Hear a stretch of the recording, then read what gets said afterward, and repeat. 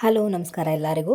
ಗೃಹಲಕ್ಷ್ಮಿಯರೆಲ್ಲರೂ ಕೂಡ ಕೇಂದ್ರ ಸರ್ಕಾರದ ಬಡ್ಜೆಟ್ ಮಂಡನೆ ಘೋಷಣೆಯಲ್ಲಿ ಒಂದು ಭರ್ಜರಿ ಗುಡ್ ನ್ಯೂಸನ್ನು ಕೊಡ್ತಾ ಇದ್ದಾರೆ. ಇಲ್ಲಿ ನಮ್ಮ ಸಿದ್ದರಾಮಯ್ಯ ಸರ್ ಅಂತ ಇಲ್ಲಿ ತಿಳಿಸ್ತಾ ಇದ್ದಾರೆ.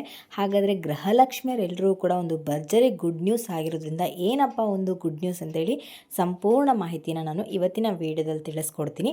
ಆ್ಯಂಡ್ ಇವತ್ತಿನ ವೀಡಿಯೋ ಬಂದುಬಿಟ್ಟು ತುಂಬಾ ಇಂಟ್ರೆಸ್ಟಿಂಗ್ ಆಗಿರೋದ್ರಿಂದ ಫ್ರಮ್ ಬಿಗಿನಿಂಗಿಂದ ಎಂಡ್ವರೆಗೂ ವಾಚ್ ಮಾಡಿ ಪೂರ್ತಿಯಾಗಿ ಇನ್ಫಾರ್ಮೇಷನ್ ತಿಳ್ಕೊಳ್ಳಿ. ಹಾಗೆ ಹೊಸದಾಗಿ ಯಾರೆಲ್ಲ ನನ್ನ ಚಾನಲ್ಗೆ ವಿಸಿಟ್ ಮಾಡ್ತಾ ಇದ್ದೀರಾ ದಯವಿಟ್ಟು ನನ್ನ ಚಾನಲ್ಗೆ ಸಬ್ಸ್ಕ್ರೈಬ್ ಆಗೋದನ್ನು ಮರಿಬೇಡಿ. ಹಾಗೆ ತಪ್ಪದೆ ಈ ಒಂದು ವಿಡಿಯೋಗೆ ಲೈಕ್ ಮಾಡಿ, ಶೇರ್ ಮಾಡಿ, ಕಮೆಂಟ್ ಮಾಡಿ. ಇನ್ನು ತಡ ಮಾಡದೆ ಇವತ್ತಿನ ವಿಡಿಯೋನ ಸ್ಟಾರ್ಟ್ ಮಾಡೋಣ. ಈಗ ಬಂದುಬಿಟ್ಟು ರಾಜ್ಯದ ಬಡ್ಜೆಟ್ ಮಂಡನೆ ಘೋಷಣೆ ಆಗ್ತಿದೆ. ಸೊ ಅದರಲ್ಲಿ ಗೃಹಲಕ್ಷ್ಮಿ ಯಾರಿದ್ರ ಅಂದರೆ ಗೃಹಲಕ್ಷ್ಮಿ ಯೋಜನೆಯ ಫಲಾನುಭವಿಗಳು ಯಾರೆಲ್ಲ ಇದ್ರ ಅಂಥವರೆಲ್ಲರೂ ಕೂಡ ಇಲ್ಲಿ ಸರ್ಕಾರದವರು ಗುಡ್ ನ್ಯೂಸನ್ನು ಕೊಟ್ಟಿದ್ದಾರೆ.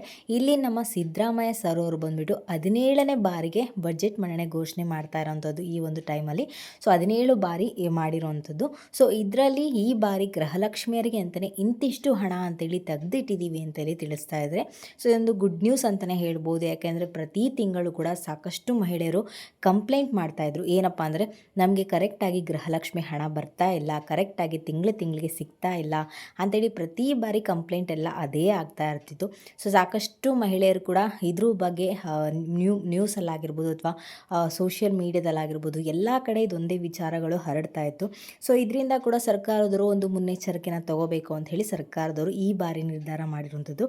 ಅದರ ಜೊತೆ ಬಂದ್ಬಿಟ್ಟು ಗೃಹಲಕ್ಷ್ಮಿಯ ಫಲಾನುಭವಿಗಳು ಏನಿದ್ದಾರೆ ಅಂತಂದರೆ ಎಲ್ಲ ಕಡೆ ಒಂದು ವಿಚಾರ ಏನು ಹೇಳ್ತಾ ಇದ್ರು ಅಂದರೆ ಜಸ್ಟ್ ಎಲೆಕ್ಷನ್ ಬಂದರೆ ಮಾತ್ರ ಇಲ್ಲಿ ಹಣವನ್ನು ಹಾಕ್ತಿದ್ರು, ಇಲ್ಲ ಅಂತಂದರೆ ಅವರು ಹಣವನ್ನು ಸರಿಯಾಗಿ ಹಾಕೋದೇ ಇಲ್ಲ ಅನ್ನೋದು ಕೂಡ ಈ ಒಂದು ಅಂದರೆ ಏನು ಪ್ರಸ್ತಾಪಕ್ಕೆ ಕಾರಣ ಕೂಡ ಆಗಿತ್ತು. ಇದ್ರ ಬಗ್ಗೆ ವಿಪಕ್ಷಗಳು ಕೂಡ ಸಾಕಷ್ಟು ಟೀಕೆಗಳನ್ನ ಕೂಡ ಮಾಡ್ತಾಯಿದ್ರು. ಸೊ ಇದ್ರ ಬಗ್ಗೆಯೂ ಕೂಡ ಸರ್ಕಾರದವರು ಒಂದು ಮುನ್ನೆಚ್ಚರಿಕೆಯನ್ನು ತಗೋಬೇಕು. ಈ ಥರ ಏನು ವಿಪಕ್ಷಗಳು ಮಾತಾಡ್ತಾ ಇದ್ದಾರೆ ಅಥವಾ ಗೃಹಲಕ್ಷ್ಮಿಯರು ಏನು ಕಂಪ್ಲೇಂಟ್ ಮಾಡ್ತಾ ಇದ್ದಾರೆ ಇದ್ರ ಬಗ್ಗೆ ಒಂದು ಮುನ್ನೆಚ್ಚರಿಕೆಯನ್ನು ತಗೋಬೇಕು ಅಂತೇಳಿ ಸರ್ಕಾರದ ಒಂದು ಮಹತ್ವದ ಒಂದು ನಿರ್ಧಾರವನ್ನು ತೊಗೊಂಡಿದ್ದಾರೆ ಅಂತಲೇ ಹೇಳ್ಬೋದು.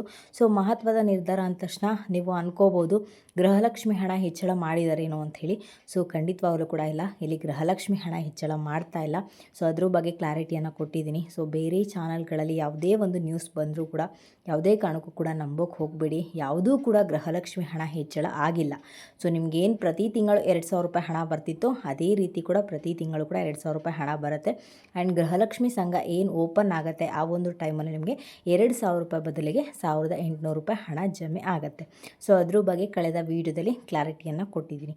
ಆ್ಯಂಡ್ ಈಗ ಸಾಕಷ್ಟು ಮಹಿಳೆಯರು ಕೂಡ ಅಂದ್ಕೊಳ್ತಾ ಇರ್ತಾರೆ ಬಜೆಟ್ ಮಂಡನೆ ಘೋಷಣೆಯಲ್ಲಿ ನಮಗೆ ಸ್ವಲ್ಪ ಹಣ ಹೆಚ್ಚಳ ಮಾಡ್ಬೋದಲ್ಲ ಅಂತೇಳಿ ಒಂದು ಥಾಟ್, ಒಂದು ಯೋಚನೆ ಅವ್ರ ತಲೆಯಲ್ಲಿ ಬಂದಿರುತ್ತೆ.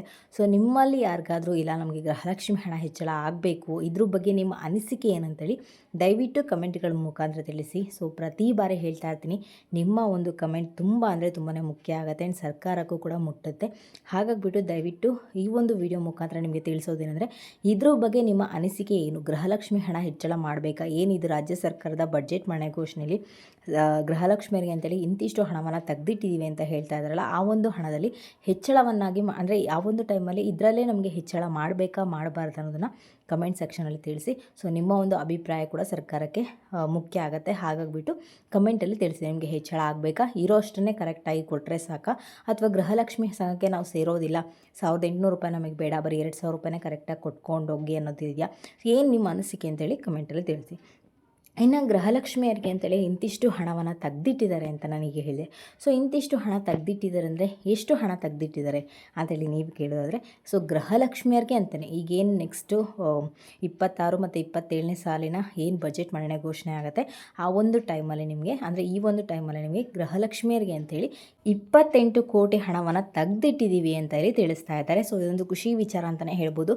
ಸೊ ನಿಮಗೆ ಅಂತಲೇ ಸೈಡ್ಗೆ ಹಣವನ್ನು ತೆಗೆದಿಟ್ಬಿಟ್ಟಿದ್ದಾರೆ, ಅದನ್ನು ಯಾವುದೇ ರೀತಿಯ ಸ್ವಂತಕ್ಕಾಗಿ ಅಥವಾ ಸರ್ಕಾರದ ಯೋಜನೆಗಳಾಗಿ ಯಾವುದೂ ಕೂಡ ಬಳಸೋದಿಲ್ಲ ಅಂತೇಳಿ ಇಲ್ಲಿ ಪ್ರಮುಖವಾದ ಒಂದು ಸುದ್ದಿಯನ್ನು ತಿಳಿಸಿದ್ದಾರೆ.